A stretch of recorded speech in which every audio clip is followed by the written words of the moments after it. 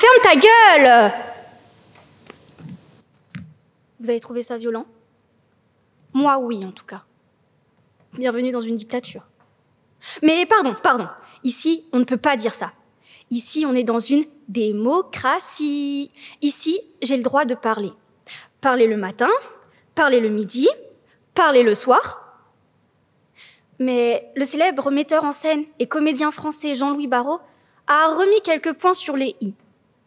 Si la dictature, c'est bien ferme ta gueule, la démocratie, elle, c'est cause toujours. Parce que oui, c'est facile de brandir le petit drapeau blanc de la liberté d'expression, de dire qu'on n'a pas à se plaindre parce qu'on a le droit de parler.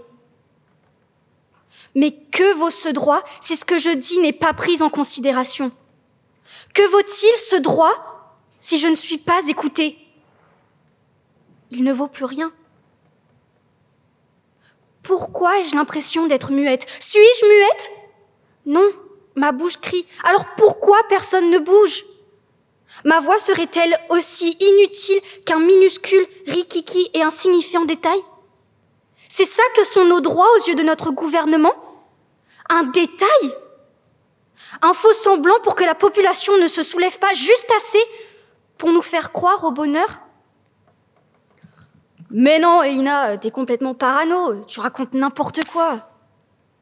Bah oui, parce qu'il est assez clair que dans notre France de 2023, le gouvernement est celui par le peuple, avec ses 37% de femmes et 2% de représentants de couleur à l'Assemblée nationale. C'est le gouvernement pour le peuple. Ah, d'ailleurs ça, faudrait peut-être que je le rappelle à Madame Borne. Ah oui, parce que là, c'est quand même la 9e? Non, la 10e. Attendez. Ah, on me dit dans l'oreillette que c'est la 11e fois que Madame la Première ministre utilise le 49.3. Bah oui, ça devient urgent là, faudrait pas que la population commence à se rendre compte qu'on se fout un peu de sa gueule. Mais, vous savez, pas la peine d'aller chercher plus loin qu'à la maison pour se rendre compte que nous côtoyons une démocratie bafouée. Qui n'a jamais entendu ses parents dire, un dimanche pendant un repas de famille, « Ote marmaille, kobukani cause, saucissi respondillé !» Moi, oui, en tout cas. Et je me suis tue. Mais aujourd'hui, c'est fini. Et enfin, le gouvernement est celui du peuple. Mais ce gouvernement du peuple, vous savez, je pense qu'il se meurt. La population se désintéresse de plus en plus à la chose politique. Et le risque de cette désinvolture m'effraie. Le rêve d'une société commune pourrait bientôt devenir le lointain fantôme d'un rêve essoufflé si l'individualisme extrême et l'entêtement du gouvernement continuent à le piétiner. Le peuple a besoin d'être entendu,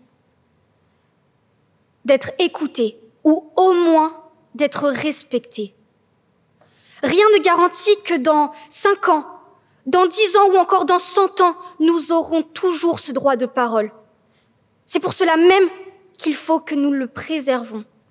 Je dirais même plus qu'il faut que nous soyons égoïstes et que nous empêchons quiconque veut la détruire de le faire.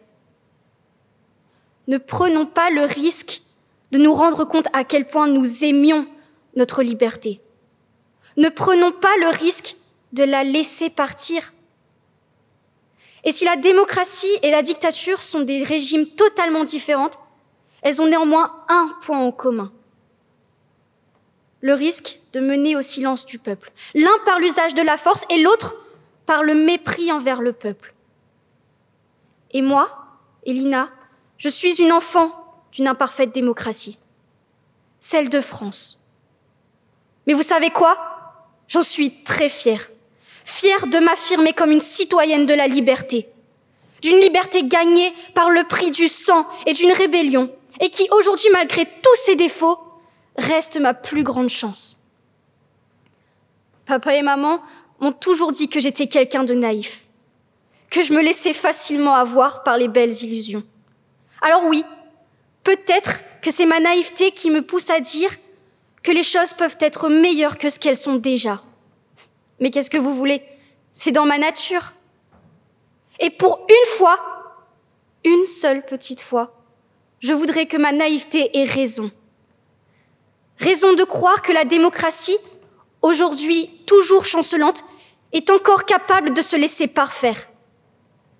Et cette perfection, on peut la retrouver en chacun d'entre nous, et en particulier en chacun des 22 candidats qui aujourd'hui se présentent devant vous pour porter leurs espoirs. Parce que oui, si nous n'avons pas la certitude, nous avons au moins l'espoir. Le naïf espoir qu'un jour, nos voix seront enfin écoutées.